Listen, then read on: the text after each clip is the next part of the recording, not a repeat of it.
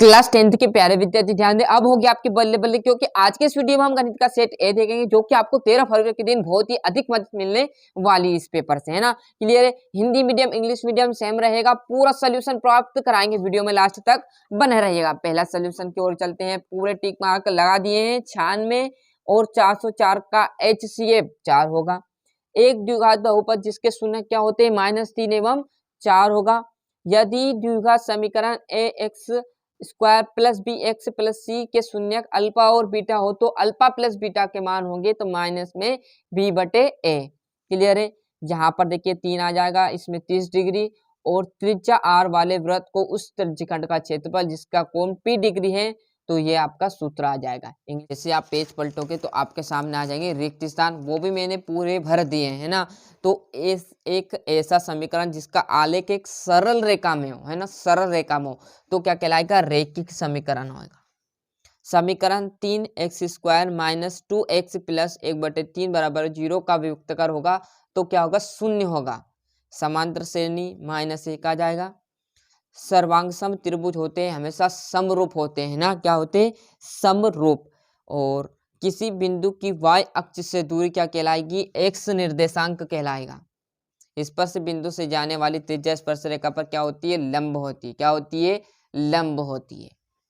यहाँ पर पूरे ये इंग्लिश मीडियम वालों के लिए मैंने प्रोवाइड करा दिया। सही जोड़ी देखिएगा, है ना।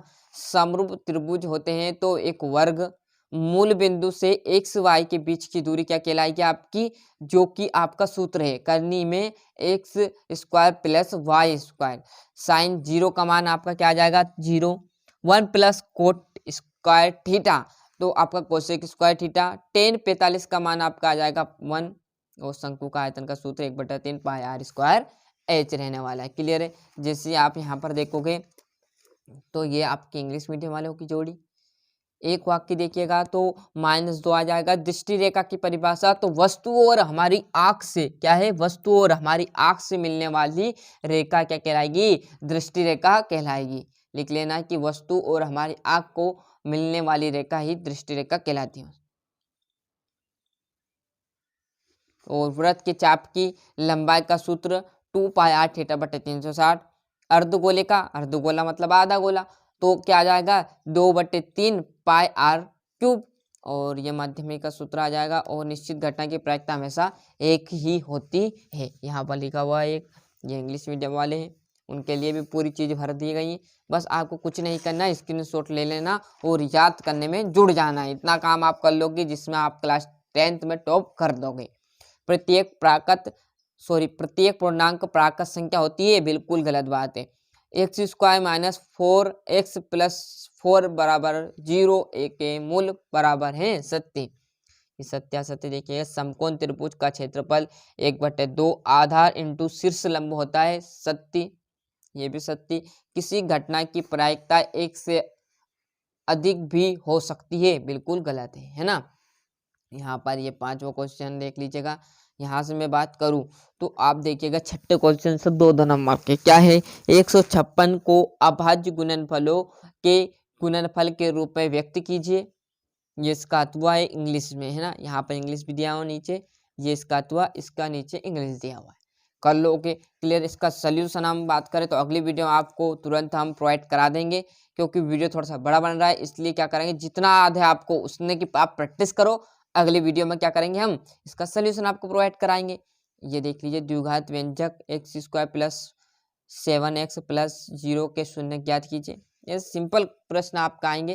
थोड़ा सा जूम कम कर देते भैया, जिससे आपको अच्छे से दिखे और स्क्रीनशॉट लेने में दिक्कत ना हो। ये आपका 9वां क्वेश्चन।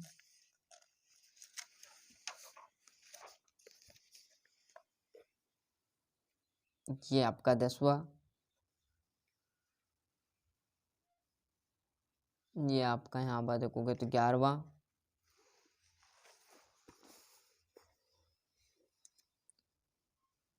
ये इसका अथवा जाएगा 13वां, 14वां और ये आपका 15वां।